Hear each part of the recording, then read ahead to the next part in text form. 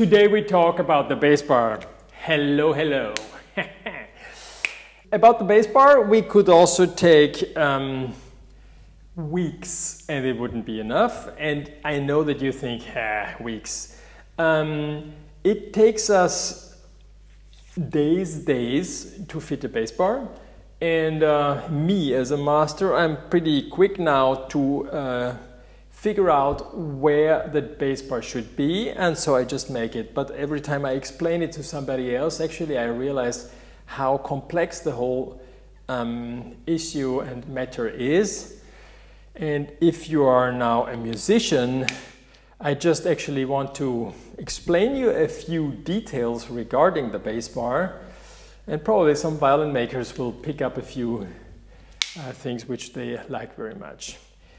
If you have now a violin top and you have everything done and you made your thicknesses and you touched it and you have all your systems to get the best out of this wood, it's a pretty complex form because every time it's different and it is carved inside, and in order for every kind of shape you can figure out the perfect Bassbar position.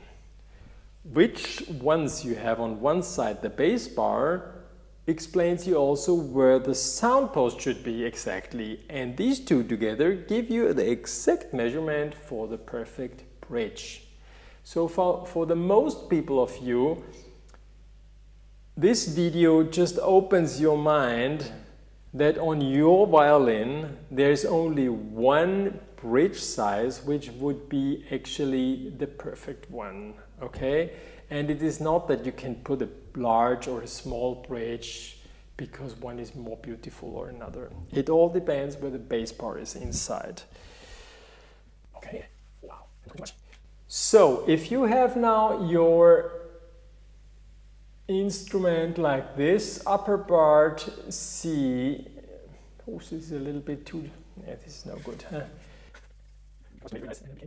C and lower part, and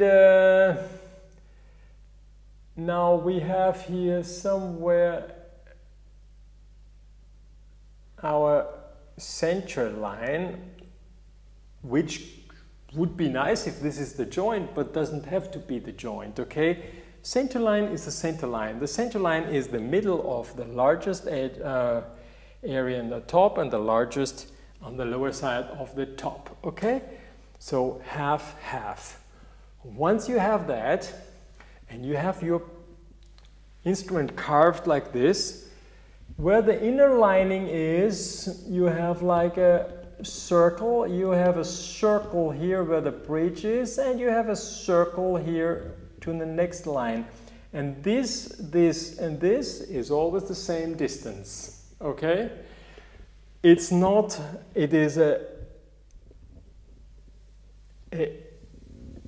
design like this. These two are a little bit bended because the arching goes inside, and this one is where different color in order that you can see it nice. On one side we have the Bassbar, so we put the Bassbar here. And on the other side we have on this line here our sound post. Once we have this measurement, then we can say this one plus on the violin 1.5 on each side becomes your measurement for the bridge. On a viola, plus 2 plus 4 millimeters together, it's the ideal bridge large size for the viola. On a cello, it's 4 millimeters, so together 8 is for the best cello bridge. On a Montagnana, certainly larger than on a Stradivari Gore booth, and on the double bass, 7 millimeters plus 7 millimeters is the ideal distance for the perfect bridge of a double bass cello. Okay, so once the Bassbar goes through this point here, now even so this here is larger than this one, it should be perfect, of course, huh? The center of this circle is here, okay, on the center line. The bass bar is inside here like this, okay? I'm very bad in the drawing. The length is also very important. Don't make it too long, don't make it too short, okay? I made once, I forgot to cut the bass bar on the right measurement, and if it's too long, make it a little bit fatigued that the sound comes out, so don't exaggerate. And a lot of people are saying, so what measurement should I do here and here in order, where should... It's only about that the bass bar should be parallel to the deepest string of your instrument, okay? Once you get that, then everything else you understand very well. If you know, and the violin is for a professional musician and you want the maximum, he will never complain about how quick it is responding, you can go a little bit more out, okay? Or you who have to cut a bridge, you can make a bridge which instead of 1.5 is 1.25 and 1.25 here, so it's 0.5 narrower, okay? And it comes a little bit more out. You will say, half millimeter doesn't change anything. Makes a huge difference on a violin, okay? I think that this is more important than anything else, okay? The spot where the bass bar goes through, and this has to be measured.